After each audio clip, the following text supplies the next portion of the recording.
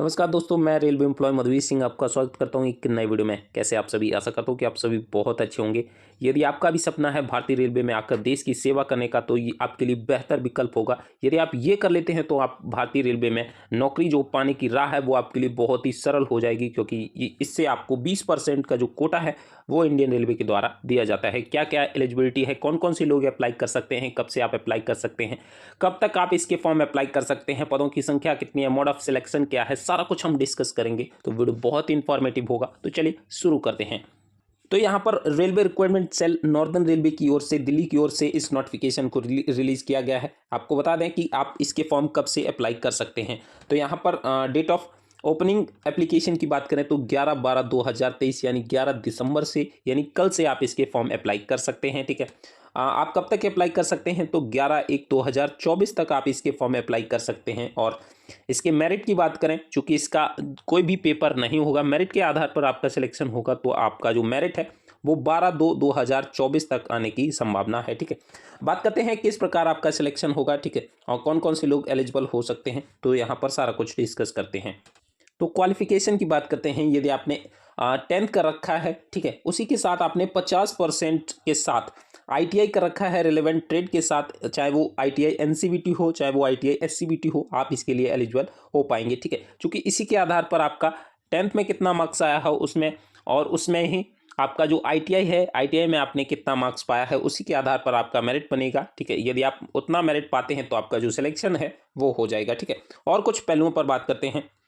यहाँ पर age limit की बात करते हैं तो आपका जो फॉर्म का क्लोजिंग डेट है 11/1/2024 से पहले, यदि आप 15 वर्ष के हो जाते हैं तो आप इसके लिए अप्लाई कर सकते हैं। ठीक है, और आपका जो एज है वो 24 वर्ष से ज़्यादा नहीं होना चाहिए। ठीक है, और बात करते हैं किस किस कैटेगरी को आरक्षण मिलेगा। तो यहाँ यदि आप SC/ST कैंडिडेट हैं तो आपको 5 साल का, ठीक है, और यदि आप OBC कैंडिडेट हैं तो आपको 3 साल का जो एज रिलैक्सेशन है वो दिया जाएगा। ठीक है, पर्सन विद डिसेबिलिटी, यदि आप हैंडीकैप हैं तो आपको 10 साल का जो एज रिलैक्सेशन है वो दिया जाएगा। ठीक है, एप्लीकेशन फ़ी की बात करते हैं तो यहाँ पर आपसे 100 रुपीज़ लिए जाएंगे। ठीक है, और यदि आप SC हैं, ST हैं, PWD हैं, यदि आप वुमेन कैंडिडेट हैं तो आपसे कोई भी पैसा नहीं लिया जाएगा। ठीक है, तो यहाँ पर बात करते हैं किस किस ट्रेड के लोग अप्लाई कर सकते हैं। ठीक है, यदि आपने fitter, Turner, welder, electrician, machinist, painter, mechanic motor vehicle या मैकेनिक डीजल से ITI कर रखा है तो आप अप्लाई कर पाएंगे।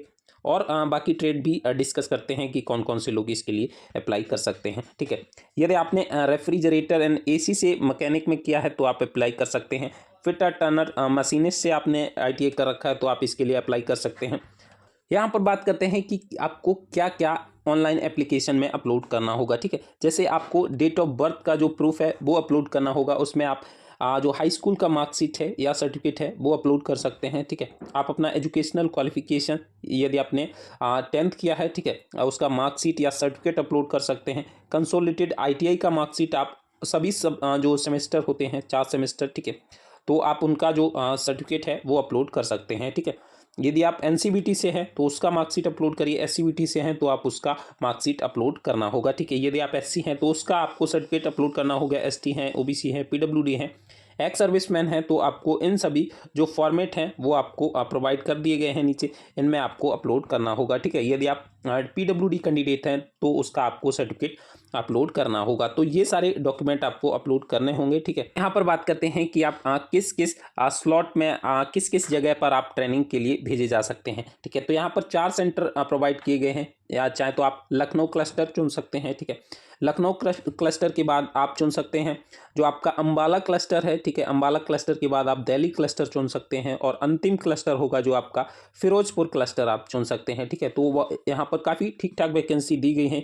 आपको जहाँ भी लगता है कि आपको जो वैकेंसी ज़्यादा है जिस क्लस्टर में, आप वहाँ से अप्लाई कर सकते हैं, तो आपकी सिलेक्शन की जो पॉसिबिलिटी है वो बहुत ज़्यादा हो जाती है। तो यहाँ पर मैंने आपके साथ सारा कुछ डिस्कस कर दिया है। कल से इसके फॉर्म अप्लाई होना स्टार्ट हो जाएंगे। तो जो भी कैंडिडेट इच्छुक हैं इस भर्ती में अप्लाई करने के लिए तो आप अप्लाई कर सकते हैं। वीडियो कैसा लगा कमेंट सेक्शन में जरूर बताइएगा। वीडियो अच्छा लगा हो तो लाइक करिए, यदि आप हमारे चैनल पर नए हैं तो सब्सक्राइब करिए और शेयर करना ना भूलें अपने दोस्तों के साथ। थैंक यू, बाय, मिलते हैं एक और नए वीडियो के साथ। धन्यवाद।